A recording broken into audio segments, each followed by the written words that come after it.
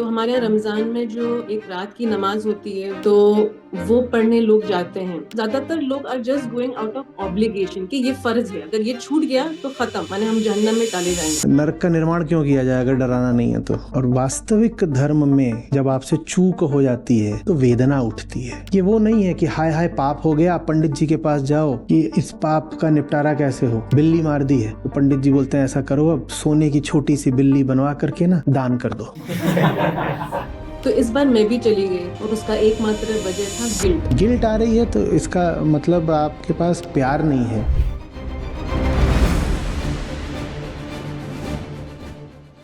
नमस्कार आचार्य जी। जी कहिए।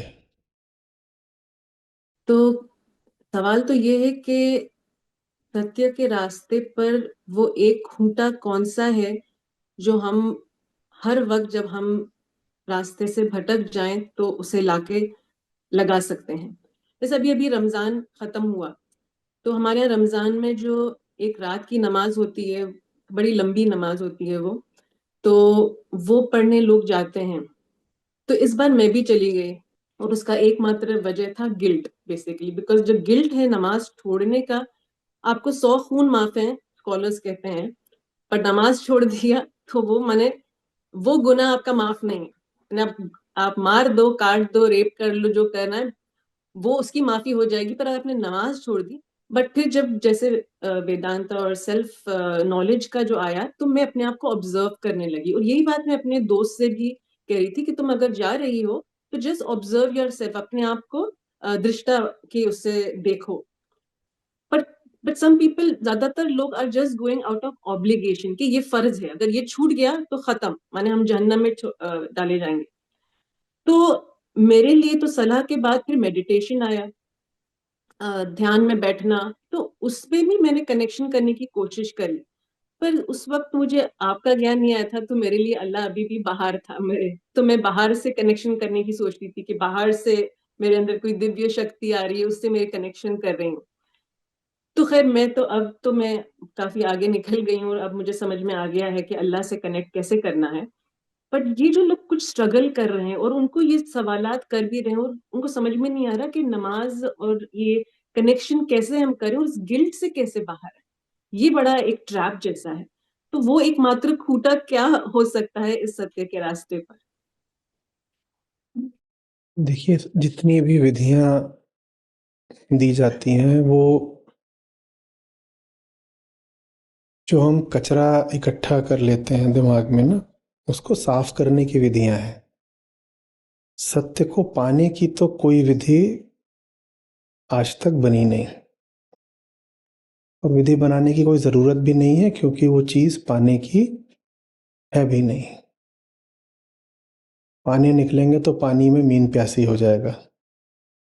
अब क्या पानी निकल रहे हो जो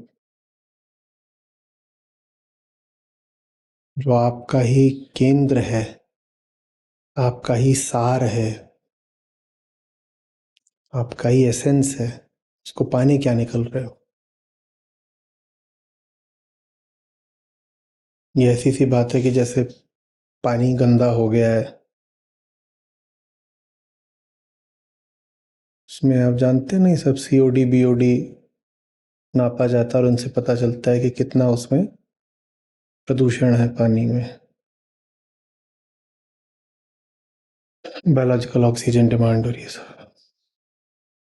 तो पानी में भी हमारी तरह चेतना हो, वहां भी कोई अहंकार हो, तो वो बोले कि गड़बड़ ये है कि हाइड्रोजन की या ऑक्सीजन की या H2O की ही कमी हो गई है। गंदा है इसका मतलब ये थोड़ी कि कमी हो गई है, गंदा है इसका क्या मतलब है, कुछ अतिरिक्त आ गया है। तो सारी विधियां जो होती हैं धर्म के क्षेत्र में, वो सब जो अतिरिक्त आ गया है उसको हटाने की विधियां होती हैं। पानी साफ करने के लिए आप उसमें हाइड्रोजन ऑक्सीजन थोड़ी मारते हो, ऐसा करते हो? पानी साफ करने के लिए क्या करते हो? जो बाहरी तत्व है उसको हटाने का कुछ प्रबंध करते हो। बहुत तरीके हो सकते हैं उसके, छानने से लेके उसमें कोई ऐसा केमिकल डाल दिया जो गंदगी को वो काट कूट देगा, नीचे उसको वो प्रेसिपिटेट कर देगा, कुछ भी। ये एक विधि है। और चूंकि ज़्यादातर लोग भीतर से इतने छितराए होते हैं कि उनको मौका मिला नहीं, कि अहंकार जा करके दुनिया के तमाम विषयों से रिश्ता बनाना शुरू कर देता है और वहाँ पर एक झूठी खोज शुरू कर देता है। तो इसीलिए दुनिया में जितनी धार्मिक धाराएं रही हैं, सब में कुछ अनुशासन बांधा गया है एक अलग अलग तरीके से। पर उन सब तरीकों के पीछे आप देखें तो कुछ पद्धति दिखेगी, और पद्धति का मतलब ही होता है अनुशासन। अनुशासन बांधा गया है कि यार तुम इतने यहाँ से छितराए आदमियों कि दिन में 5 बार बैठो अपने सारे काम धंधे छोड़ करके, कुछ पाने के लिए नहीं, छोड़ने के लिए। अब मस्जिद कह रही है, मस्जिद वास्तव में क्या होता है? खाली स्थान होता है। मस्जिद में तो कुछ भी नहीं होता। अगर गिरजाघर वगैरह जाएं तो वहाँ भी कुछ होता है, मंदिरों में जाएं तो वहाँ मूर्ति होती है, और मस्जिद तो पूरी ही खाली होती है। तो वहाँ कुछ ऐसा है जो नहीं है। क्या नहीं है? दुनिया नहीं है। तो जो दुनियादार लोग हैं, संसारी सब, इनको बुलाया जाता है, 5 बार आओ और दुनिया को पीछे छोड़ के आओ। अब जितना प्रबंध करा जा सकता था करा गया, कि दुनिया को बाहर से पीछे छोड़ दो, कि दुकान से उठ के आ गए, घर से उठ के आ गए, जो भी कर रहे थे छोड़ छाड़ के थोड़ी देर को आ जाओ। बाहर से छोड़ के आ गए, कहाँ नहीं छोड़ के आए? सारी दुनिया आप खोपड़े में ही लेके आ गए हो, तो कोई क्या करेगा फिर? तो वहाँ पे फिर माया के सामने सारी जो पद्धतियाँ हैं वो विफल हो जाती हैं। आपसे बाहर से दुनिया छुड़वाई जा सकती है, पर उस दुनिया का क्या करें जो आप अपने भीतर लेकर घूम रहे हो? उसको लेकर के आप मस्जिद जा सकते हो, चर्च जा सकते हो, मंदिर जा सकते हो। और कुछ मिनटों, कुछ पलों की बात नहीं है। आप हज कर सकते हो, जिसमें हफ्तों लगता हो। आप बड़ी बड़ी ऊंची ऊंची, जैसे पुराने समय में तीर्थ यात्राएं होती थी, पैदल करी जाती थी, आप वो सब भी कर सकते हो। विशेषकर हिंदुओं ने तो अपने तीर्थ बड़ी दुर्गम जगहों पर बसाए, वहाँ ऊपर पहाड़, हिमालय की चोटी पर। और पहले हेलीकॉप्टर तो था नहीं कि सीधे केदारनाथ उतार देगा। तो ये सब था कि लंबे समय के लिए तुम्हें दुनिया से दूर कर दिया जाए। ऐसा नहीं कि वहां पर पहाड़ की चोटी पर कुछ खास मिल जाएगा। मिलने की नहीं बात है, छोड़ने की बात है। दुनिया पीछे छोड़ के आओ। और ये तुम्हारे मोहल्ले का मंदिर नहीं है, बहुत ऊपर तक जाना पड़ेगा और बहुत समय लगेगा, ताकि उतने समय तक दुनिया से तुम्हारा कुछ तो मोह छूटे। और आदमी तुम इंद्रियों के हो, दुनिया तुम में घुसी भी कैसे थी? इंद्रियों से। तो इंद्रियों को जब कुछ दिनों तक दुनिया की खुराक नहीं मिलेगी, तो दुनिया तुमसे कुछ छूटेगी भी। ठीक है? तो ये उम्मीद रखी गई थी, ये व्यवस्थाएं बनाई गई। संडे छुट्टी होती है हिंदुस्तान में, हम संडे, पता है क्यों छुट्टी होती है? संडे पूरा ही खाली कर दिया गया। ये अंग्रेजों का, माने ईसाइयों का काम था। उन्होंने रविवार पूरा ही खाली कर दिया। मेरा कोई काम होना ही नहीं है, सब बंद रहेगा। क्यों खाली किया था? क्यों खाली किया था? इस दिन चर्च जाना होता है, संडे मास। संडे मास। उन्होंने ये भी नहीं करा कि चर्च जा करके दोबारा अपना जाके दुकान पे बैठ जाओ, तो सब बंद करो। क्योंकि कहीं ना कहीं हमें एहसास तो होता है कि हम बड़े गड़बड़ लोग हैं, और हम मौका तलाशते रहते हैं वही अपनी नालायकियों में जल्दी जल्दी उतरने का।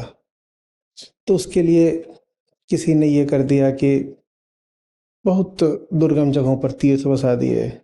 किसी ने एक पूरा दिन ही हफ्ते का खाली छोड़ दिया कि इस दिन कोई काम नहीं होगा, बस गॉड गॉड की कहानी सुनो, गॉड का चिंतन करो, गॉड के घर में जाओ। और कहीं भी 5 वक्त की नमाज का प्रावधान कर दिया गया, ये सब कर दिया गया, पर कुछ भी कर दो, माया तो माया है, माया तो माया है।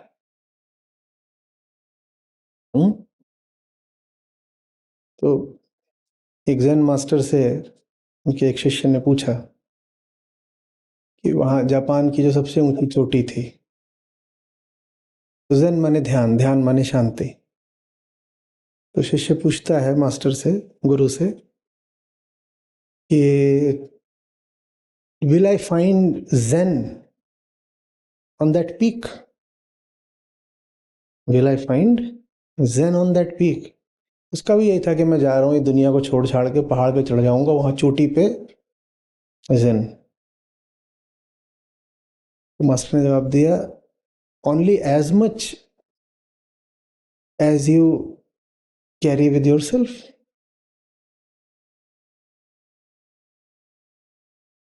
जितना तू अपने साथ लेके जाएगा चोटी पर, उतना ही मिलेगा तुझे। चोटी पर कुछ नहीं है, तेरे ऊपर है, तेरी चीज है भाई। दुनिया एक सामग्री ही तो है ना। आप पहाड़ की चोटी पर जाते हो, वहां आपके पास कितना पानी होता है? जितना आप लेके गए होते हो। कितने कपड़े होते हैं? जितने आप लेके गए होते हो। तो वैसे ही दुनिया भी आपकी चीज है, पानी की तरह, कपड़े की तरह। पानी कपड़ा स्थूल है, वो बाहर पता चल जाता है, ये बॉटल, ये रहा कपड़ा। और दुनिया सूक्ष्म है, पर वो भी हमारी एक चीज है, सामग्री है, उसको हम यहाँ इस चीज में, इस डब्बे में रख के अपने साथ चलते हैं। मास्टर ने कहा कि वहां तुम्हें कुछ नहीं मिलेगा। तुम अगर दुनिया को ही अपने साथ लेके जा रहे हो तो वहां तुम्हें दुनिया मिलेगी, और तुम अपने साथ ध्यान को लेके जा रहे हो तो तुम्हें वहां ज़ेन मिलेगा। तो ज़ेन शब्द ही ध्यान से आया है। ध्यान वही वहां जाकर ज़ेन बन गया। समझ रही बात को? तो सबसे पहले तो जो भी पुरानी प्रथाएं वगैरह है ना, उनमें से कुछ तो ऐसी हैं जो एकदम ही किसी आधार से निकली ही नहीं है। बिल्ली रास्ता काट गई, ये हो गया, वो बहुत सारी बातें, दही शक्कर, ये वो नालायकियाँ।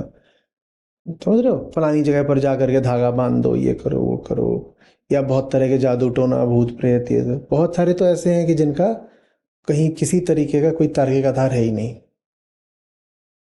पर जो धर्म के साथ मूल प्रक्रियाएं जुड़ी हुई हैं, जो मौलिक कर्म कांड है, उसके प्रति थोड़ी सी सहानुभूति रखनी चाहिए। क्योंकि वो विधियां विकसित करी गई थी सब झुन्नू लोगों को थोड़ा सा अनुशासित रखने के लिए। वो किसी ने यूं ही बेवकूफ बनाने के लिए आपको नहीं थमा दिया था कि ये लो, ये कर लिया करो। उसके पीछे एक प्रेम था कि इनको कोई ऐसा तरीका दे दो, कोई विधि दे दो, जिससे कि ये थोड़ा ठीक ठाक चले। पर वो उनका प्रेम था कि उन्होंने विधि दे दी, और ये हमारी माया है कि हम उस विधि को भी खा पी पचा गए, डकार मार दी। समझ में आ रही बात? आप बिल्कुल यंत्रवत कोई काम कर सकते हो, शरीर कुछ कर रहा है और मन आपका कहीं और हो सकता है, बिल्कुल हो सकता है। आप बिल्कुल अपने धर्मस्थल जा सकते हो और पूरी दुनिया को आप अपने भीतर अभी भी रखे हुए हो, एकदम हो सकता है। हुँ? एकदम संभव है। तो इसका सिरा कैसे ढूंढे? इतना उलझा हुआ धागा है। नियत, नियत, नियत, और कोई तरीका नहीं है। जबरदस्ती वाला काम नहीं है ना ये। आज का पूरा सत्र ही प्रेम पर था, इश्क पर था। जी। इश्क पहले होना चाहिए, कम से कम उसमें से कुछ तो दो चार जो है ना, छोटी मोटी पत्तियां, कोपलें फूटनी दिखाई देनी चाहिए, जान होनी चाहिए पौधे में। फिर विधियों की खाद पड़ती है तो फायदा होता है। पर नियत है ही नहीं, इरादा है ही नहीं, तो कितनी भी विधियां लगवा लो, वो सब विधियां बेअसर हो जानी है। हमारी दुनिया को ना प्यार की जरूरत है। प्यार का जो समझते भी नहीं है, प्यार को गिल्ट से भी लगा रखा है। जैसे अगर वो गिल्ट इसलिए क्योंकि उसको कर्तव्य बना लिया ना, वो तो एक अंधा कर्तव्य है कि ये कर लो, नहीं करोगे तो तुमने पाप किया है, पाप करा है तो तुम गंदे आदमी हो, जहन्नुम जाओगे। तो उससे फिर अपराध बोध आ जाता है, गिल्ट आती है। ये बात उसकी नहीं है। आप अपने आप अपने प्रेमी से मिलने जा रहे हो, आप किसी ऐसे के पास जा रहे हो जो आपके लिए बहुत कुछ है, बहुत इज्जत देते हो, और आप नहीं जा पाए, तो आपको ये थोड़ी लगना चाहिए कि हाँ अब कोई मुझे जेल में डाल देगा। बात जेल में डालने की नहीं है, बात इसकी है कि इतना सुंदर मौका था और मैं चूक गई। पर हम जब हमारा कोई धार्मिक अनुष्ठान छूट जाता है ना, या कुछ हम करने से परेशान हो जाते हैं, तो हमें गिल्ट होती है। वो गिल्ट ये होती है, जैसा आपने कहा कि अरे जहन्नुम में होगा, वहाँ पे सब हमें सज़ा मिलेगी और ये सब होगा, ये गिल्ट हो जाती है। या कि अब मैं अपनी नज़रों में गंदा आदमी हो गया, ये गिल्ट आ जाती है। गिल्ट आ रही है तो इसका मतलब आपके पास प्यार नहीं है, आपके पास डर है। आप गॉड फियरिंग आदमी हो, आप गॉड लविंग नहीं हो। वास्तव में जो गॉड का कॉन्सेप्ट है उसके साथ तो फियर ही जोड़ा गया है। बहुत होता है, आप इस्लाम में खासकर है बंदे अल्लाह से डर, ट्रुथ लविंग हो सकते हो, गॉड के साथ तो फियर ही चलेगा। प्रेम तो सत्य से ही हो सकता है। लोक धर्म जो है, हाँ, लोक धर्म तो डर पर ही चलता है। नरक का पूरा, वरना नरक का निर्माण क्यों किया जाए अगर डराना नहीं है तो।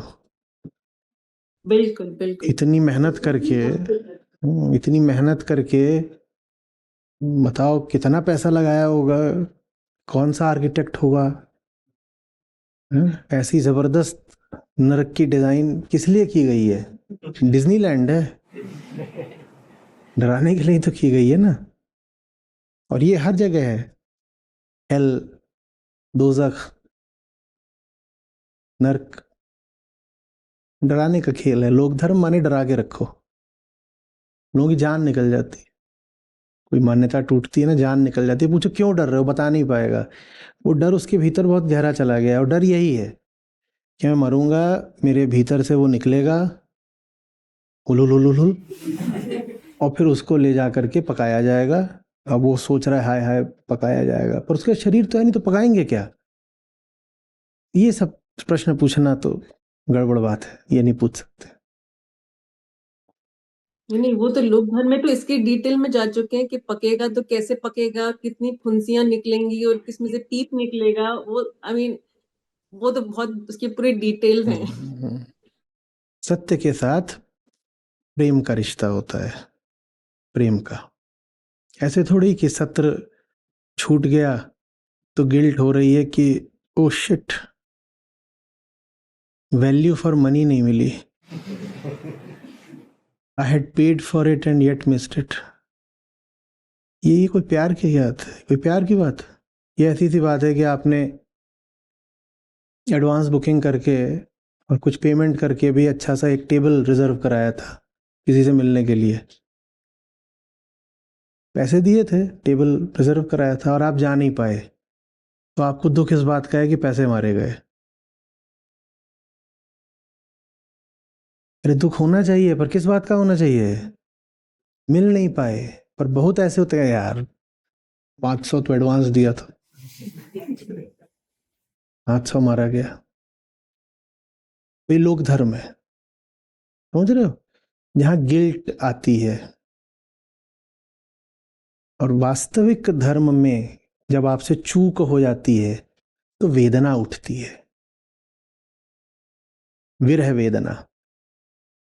पिया मोरे जागे मैं कैसे सोई रही।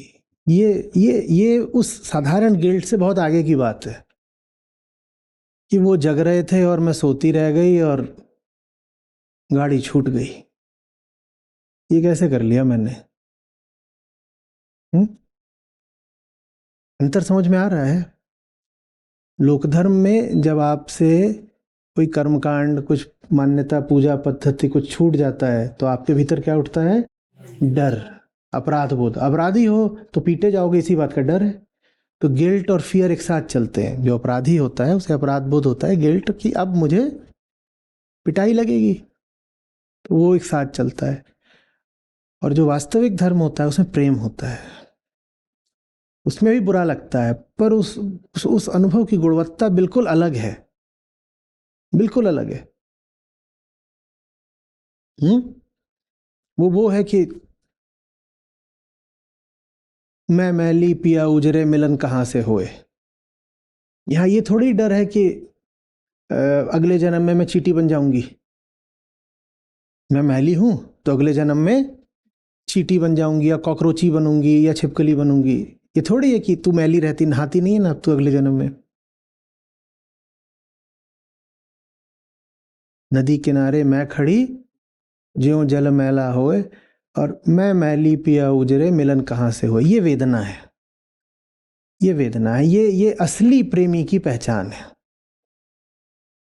ये वो नहीं है कि हाय हाय पाप हो गया, आप पंडित जी के पास जाओ कि इस पाप का निपटारा कैसे हो, बिल्ली मार दी है। तो पंडित जी बोलते हैं ऐसा करो, अब सोने की छोटी सी बिल्ली बनवा करके ना दान कर दो।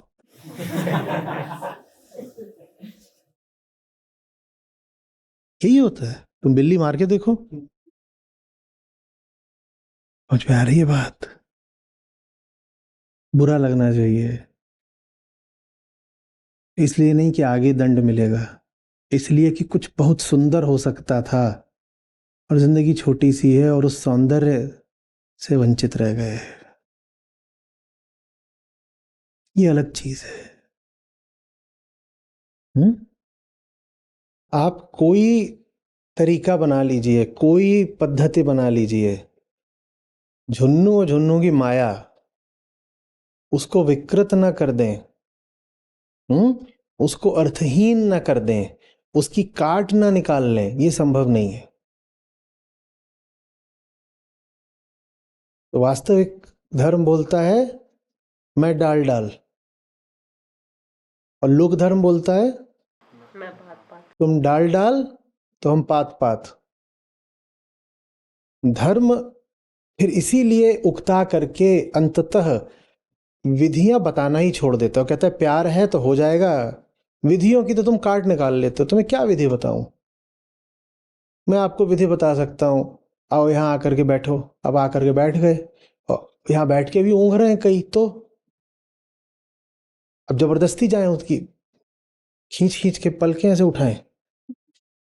और कई ऐसे हैं जो आंख खोल के सो रहे हैं, उनकी तो पलकों से भी नहीं पता चलेगा। तो आप कोई पद्धति बना लीजिए, झुन्नू के पास सबका काट है।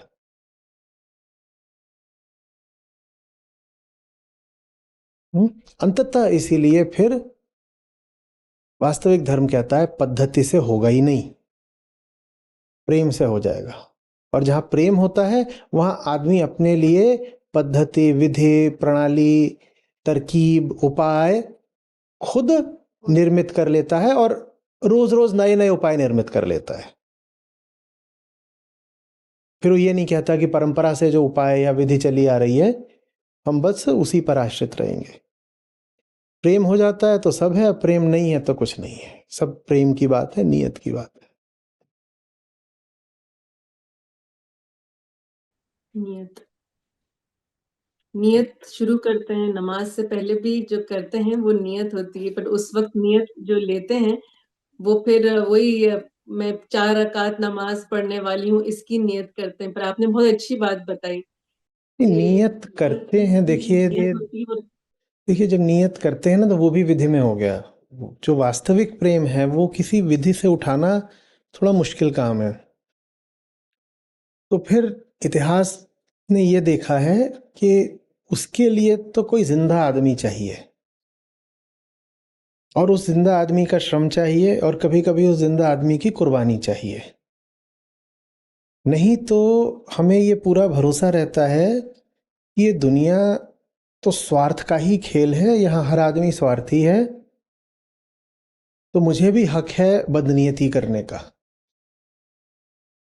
यहाँ कुछ ऐसा नहीं है जिसके साथ निस्वार्थ प्रेम करा जा सके, क्योंकि निस्वार्थ प्रेम दुनिया में असंभव होता है। ये जुन्नू का तर्क है। निस्वार्थ प्रेम जैसी कोई चीज होती नहीं, हवा हवाई है, काल्पनिक है, यूटोपियन है। होती ही नहीं है। तो उसको कोई कारण नहीं है कि वो अपनी नीयत की सफाई करे या निष्काम प्रेम जैसी किसी चीज को महत्व दे। उसको आज तक कोई सबूत मिला ही नहीं कि निष्काम प्रेम जैसा कुछ होता है।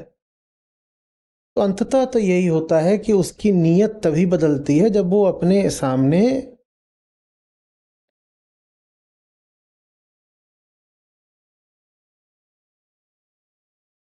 कुछ होते हुए ही देख लेता है, तब उसको झटका लगता है, तब फिर उसके भीतर ये भाव भी आता है कि मैं ही गलत था। ईसाइयत पूरी की पूरी रिपेंटेंस पर चलती है। Oh God sent his own son to suffer for us. हम कैसे पापी हैं देखो, पर जब तक वो हैं तब तक तो किसी को नहीं दिखाई दिया ना। तो नीयत भी तभी उठती है जब झटका लगे जोर का। नहीं तो हमारे पास हमारी मान्यताएं हैं, और हमारी मान्यताएं कहती हैं कि ये दुनिया तो स्वार्थ का मेला है, जहां सब अपनी अपनी फसल काट रहे हैं भाई। सबने अपनी अपनी दुकान खोल रखी है, सबके अपने अपने छिपे या प्रकट मंसूबे हैं।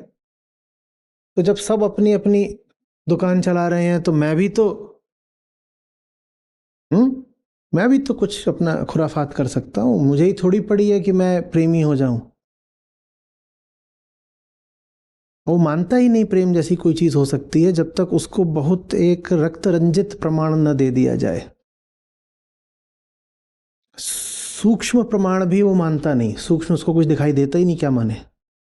उसको तो कुछ बहुत लाउड, बहुत प्रकट, बहुत स्थूल चाहिए, तब जाकर के उसकी इंद्रियों पर आघात होता है, उसकी कुछ मान्यताएं टूटती हैं, और फिर वो मानता है कि नहीं, प्रेम काल्पनिक बात नहीं है, प्रेम सचमुच होता है, असली प्रेम।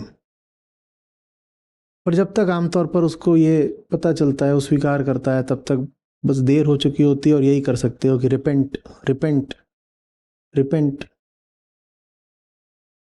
ईसाइयों ने अपनी भूल को ईसाइयत का प्रतीक चिन्ह बना लिया। वो क्रॉस क्या है, कि देखो हमने क्या कर दिया।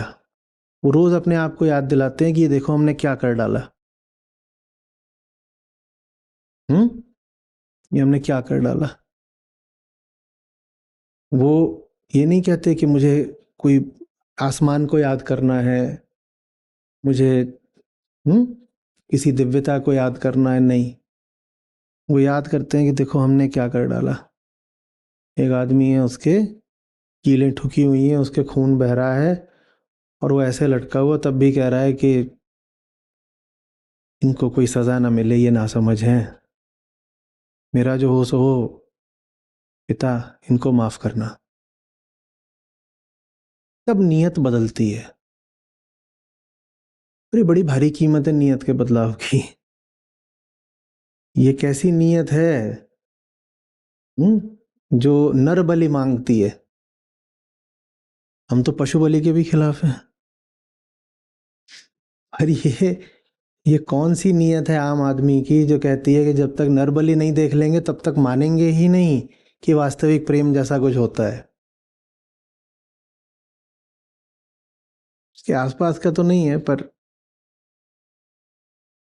जिन दिनों धूमिल को मैंने खूब पढ़ा था, याद आ गया अचानक से, तो आपसे कह देता हूँ। तो वो दिखने में हट्टे कट्टे, मस्त उनकी मूछें, सुदामा पांडे धूमिल। उनको ब्रेन ट्यूमर हुआ था, और वो अपना काम जरा भी छोड़े नहीं, और कविता जरा भी छोड़े नहीं, किसी ने माना ही नहीं। और उनका सर फटता रहे हर समय, फटता रहे हर समय। तो बोले थे जब सर फटता था तो सरसों का तेल लेता था, ऐसे ठोकता था और काम पे निकल पड़ता था। किसी ने माना ही नहीं। लोगों ने कहा वैसे भी अक्खड़ आदमी है, कविता क्या जहर बुझी इसकी कविताएं होती हैं। साहित्य के नाम पर बिल्कुल ये तलवार चलाता है, इसको कुछ नहीं होगा, ये बहुत पहलवान है। मर गए। जब मर गए तो लोगों को ये क्या, मर ही गए। ये सचमुच मर गए? उनका एक वक्तव्य है कि जिस तरीके से है कि कविता मांगती है एक समूचा आदमी अपनी खुराक के लिए, उसके मुंह से खून की बू आ रही है। कि आज के समय में आपको एक अगर सार्थक वक्तव्य देना है तो अपने खून से लिख के देना होगा। वो अपनी ही बात कह रहे थे, पर जब वो कह रहे थे तो खुद कह रहे हैं तो भी लोगों की नहीं समझ में आई। वो मर गए तो बहुतों को झटका लगा, बोलते मर कैसे सकता है, हट्टा कट्टा आदमी है।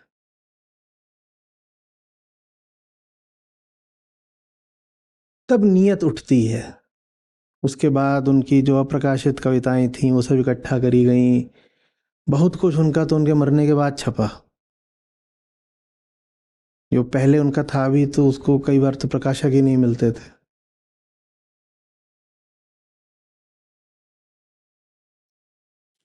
तो हम अजीब लोग हैं, हम मानते नहीं मानते नहीं मानते नहीं, फिर जब देख लेते हैं कि ये क्या हो गया तो फिर हम अचानक से प्रायश्चित की स्थिति में आ जाते हैं। रिपेंट, हमने अरे ये क्या पाप कर दिया हमने।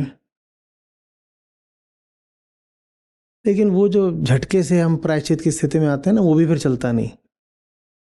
वो फिर जब चलता नहीं तो फिर किसी और को आकर के प्रमाण देना पड़ता है अपने जीवन से। फिर हमें झटका लग जाता है, कुछ दिन तक हमारी नीयत साफ रहती है, फिर हम अपने खेल में लग जाते हैं। फिर कोई आता है अपनी जान जलाता है हमारे पीछे, तो हमारी नीयत कुछ दिन के लिए साफ होती है, फिर हम अपने खेल में लग जाते हैं। ऐसे ही चलता रहा है। आज हम कहते हैं अद्वैत वेदांत। आचार्य शंकर इतनी कम उम्र में चले गए, उसकी वजह समझिए। ये तो छोड़िए कि उनको उनको सनातन धर्म का सर्वोच्च आचार्य माना गया हो उनके समय में। अब हम मानते हैं, हम कहते हैं उनसे ऊपर आज तक कोई नहीं हुआ। उनको तो हिंदू मानने से भी मना कर दिया लोगों ने, बोले हिंदू ही नहीं है। क्योंकि वो जो बात कर रहे थे वो उस समय के प्रचलित द्वैतवाद के खिलाफ थी। और अद्वैत मात्र वैदिक धर्म में नहीं पाया जाता। जो आचार्य नागार्जुन का शून्यवाद है वो अद्वैतवाद के बिल्कुल निकट का है। तो आदिशंकर को लोगों ने कहा ये प्रच्छन्न बौद्ध है, ये हिंदू है ही नहीं, ये बौद्ध है, ये बौद्ध घुसपैठिया है और ये यहाँ घुसा है ताकि हिंदू धर्म को खराब कर दे। आज आप बोल देते हो और फिल्म पर फिल्में बनती हैं और ये सब होता है और हम कहते हैं वर्ल्ड्स फाइनल फिलोसोफर, ये सब बात हम करते हैं। लेकिन उनके समय में, वरना आप सोचिए ना, इतनी जल्दी कोई कैसे चला। किसी दुर्घटना का कोई ब्यौरा हमें मिलता नहीं, किसी बीमारी का भी कोई ब्यौरा ऐसा मिलता नहीं। एक लड़का है, लड़का, वो केरल से चला है और पूरे भारत को जगा रहा है, और जहां जा रहा है उसको विरोध ही विरोध मिल रहा है। उनके जीवन से संबंधित अब कहानियां पकड़िएगा। एक बार उनको लोगों ने पकड़ लिया था, उनकी बलि देने ले गए थे।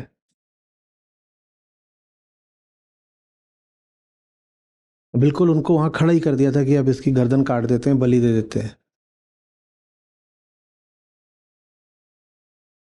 उन्होंने कहा कि ये जो तुम यहाँ पे अपना, तुम्हारा देव है जिसके आगे बलि दे रही हो, यही सब चलता था हमारे, किसी के कुल देवता हैं, किसी का कुछ है, किसी का कुछ है।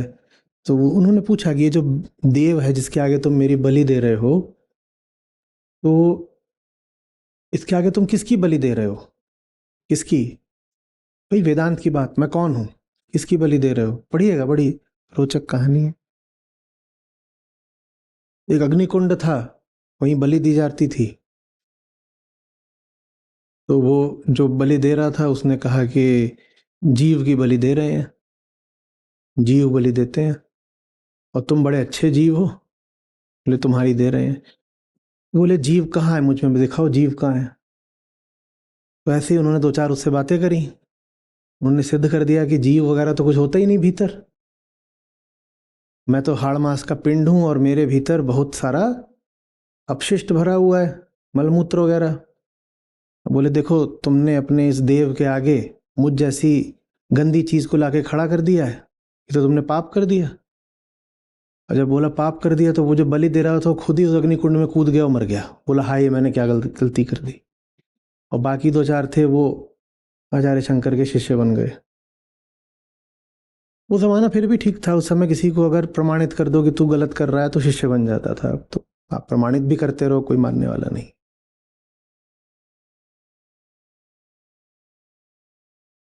नीयत बदलने के लिए इतना बड़ा कोई कांड हो तब नीयत बदलती है। समझ रहे हो कितना नाटकीय घटनाक्रम है कि आज तक के जो सर्वोच्च दार्शनिक है उनको लेके आओ, बिल्कुल उन पे गंडासा मारने को तैयार हो।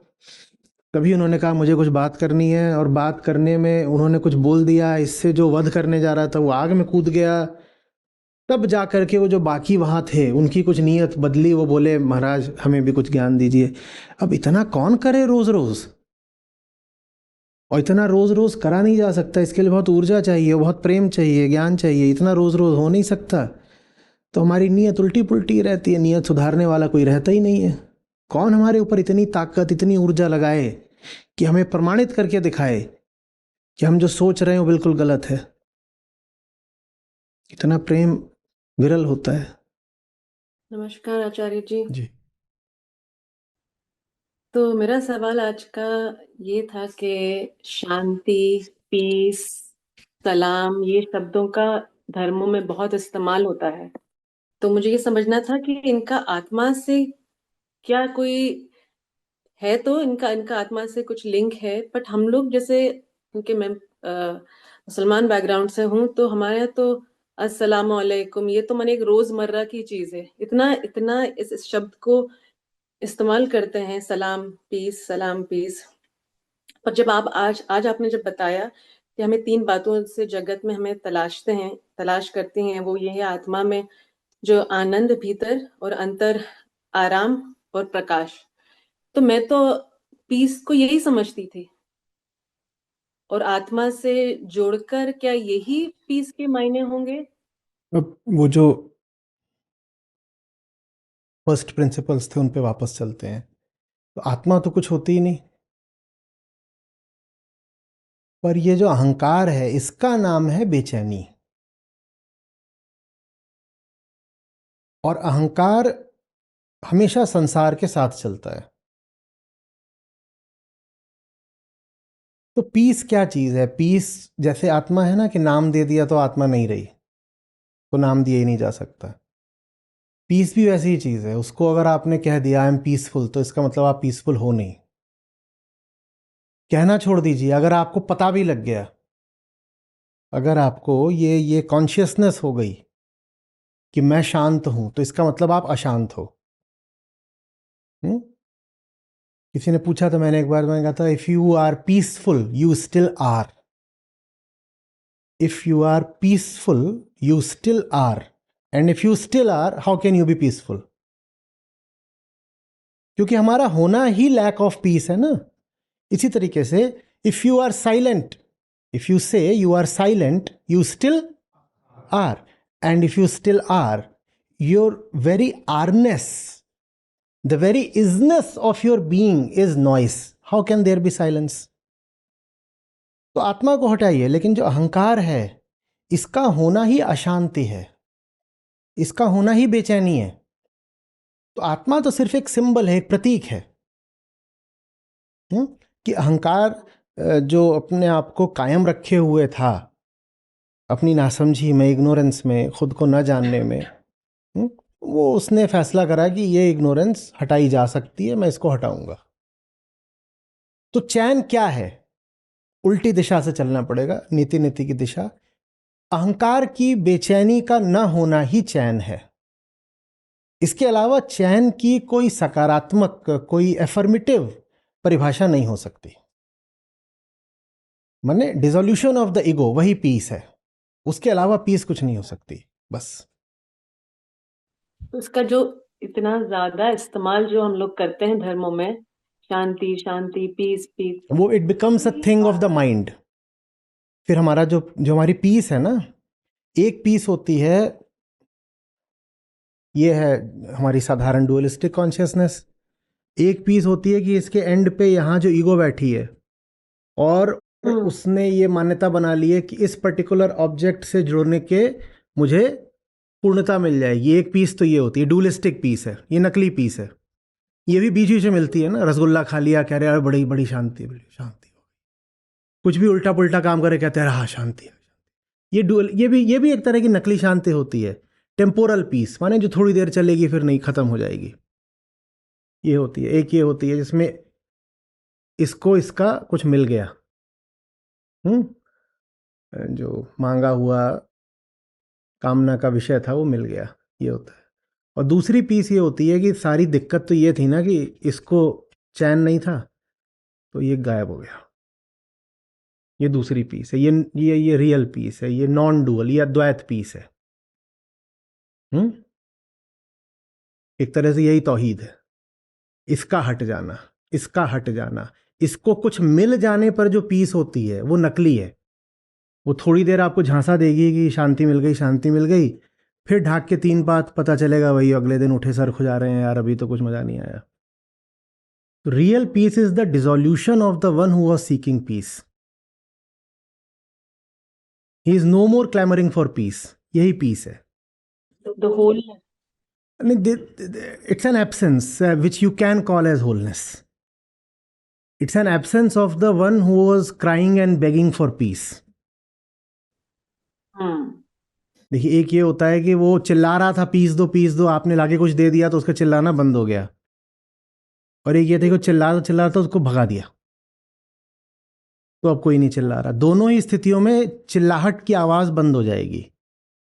एक स्थिति है जो चिल्ला रहा है, पागल है, कुछ है, वो आपने उसको कुछ दे दिया तो थोड़ी देर के लिए उसका चिल्लाना बंद हो गया। और दूसरा ये है कि वो जो चिल्ला रहा था, उसको आपने कुछ ऐसा बदल ही दिया कि वो चीज़ ही वही नहीं रहा, वो इंसान ही दूसरा हो गया, उसे चिल्लाना बंद हो गया। ऐसा नहीं उसे कुछ मिल गया, पर अब चिल्लाने वाली उसकी बात रही नहीं। ये असली पीस है, वो विदा हो गया। अंडरस्टैंडिंग आ गई वो। Understanding the very disquiet that affects you and not looking for a solution here and there in objects. वो वाकई वो असली पीस है, वो असली पीस है। उसको ही कह सकते हैं असली। माने देखिए, धर्म तो आत्मज्ञान ही होता है, तो वही है, मतलब सलाम वही है। भीतर मुड़े बिना तो वो नहीं हो सकता है। भीतर मुड़े बिना अगर आप पीस मांगोगे तो फिर तो लूट लूट खसोट करनी ही पड़ेगी।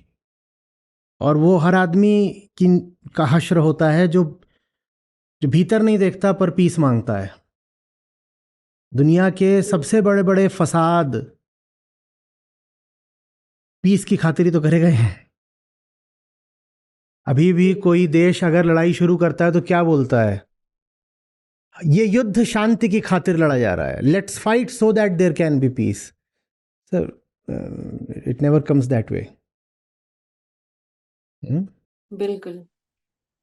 आपको मैं ये बोल के खत्म करना चाहती हूँ, this is very interesting explanation, but मेरी जर्नी तो पूरी यही रही थी कि बाहर पीस तलाश करते करते जब देखा कि सोल्यूशन मिल ही नहीं रहा, सब कुछ ट्राई कर लिया मैंने, मेडिटेशन, योगा, इस्लाम तो शुरू से ही था, सब कुछ ट्राई किया, सारी सारे मुझे लगता है जितनी भी चीजें आपको रोकती हैं सब चीजें ट्राई करी, एक्सपेरिमेंट्स किए हर तरीके के।